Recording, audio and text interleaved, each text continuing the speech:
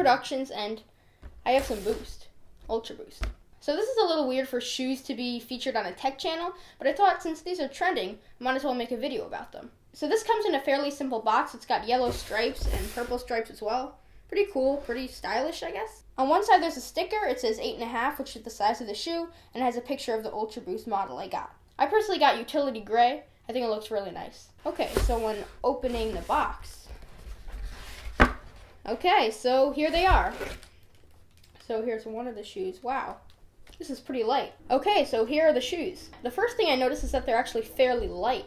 I thought they were going to be a little heftier, but I really like this light feel. So these are supposed to be the most comfortable shoe on the market today, and so far I think they may be. Wow, this is a really interesting material up here. I think this is called Flyknit.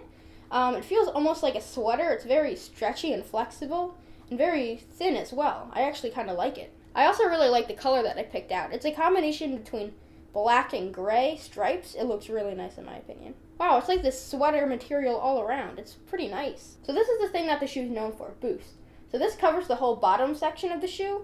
It's very soft and very like bouncy, almost like a trampoline. But I can see how walking on, like putting your foot in the shoe and walking around with this Boost is really comfortable. A lot of Adidas' products have Boost in it, like the Yeezy Boost 350 V2s, other models of Ultra Boost like the Ultra Boost Uncaged, NMDs, etc. Okay, so one thing I noticed about this shoe is it's got like this cage on the sides, which is pretty cool, honestly. It's a little bit untraditional, and I kind of like that. I really like the back of this shoe. I feel like it's going to be really nice and easy to take them on and off because you can simply just pull up on this. A lot of shoes have that little loop that you could pull on, and it takes the shoe off, I guess, but I kind of like this better. One thing I like about the model that I picked out is that the Ultra Boost text right here is actually black. On most models it's silver. I feel like that's a really nice touch. It makes it stand out a little bit less, and I kind of like that. Putting this down, it's got a really nice footprint, honestly. Like, it's very sleek, stylish, almost aerodynamic. Well, it's a running shoe after all, but it's really nice looking. It's like stylish but also athletic at the same time, and I really dig that as well. On the inside it says Ultra Boost Endless Energy. Well, we'll see about that. Okay, so I think it's time for me to try them on and tell you how I think of them afterwards.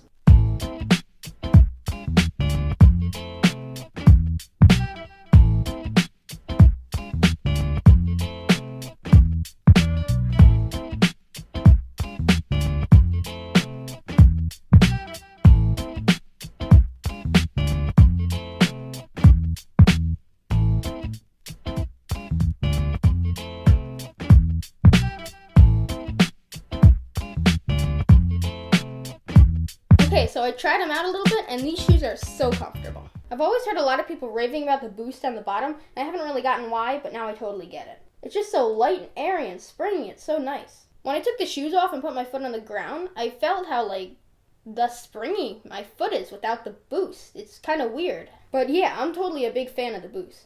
Besides the Boost, the top of it's so comfortable. Like this Flyknit, I believe it's made out of wool on this model. It's so comfortable. My toes have plenty of room in this. Like, I could stretch my toes up and down.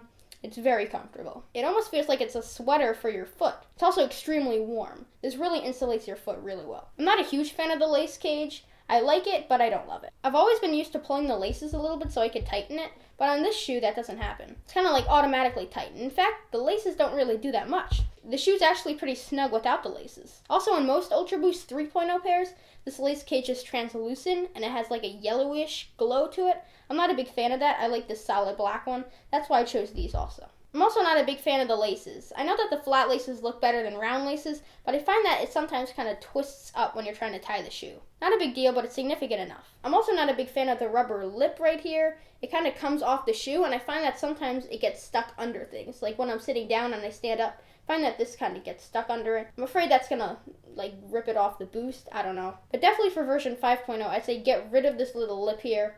It can create some problems in the future. But overall, it's a tremendous shoe. I really love it. It's definitely worth the expensive price tag. Now, there are other Boost options out there that are cheaper, like other versions of Ultra Boost or NMDs. But anyway, if you enjoyed this video, please like, comment, and subscribe for more. I've got some really good stuff coming up. Anyway, peace!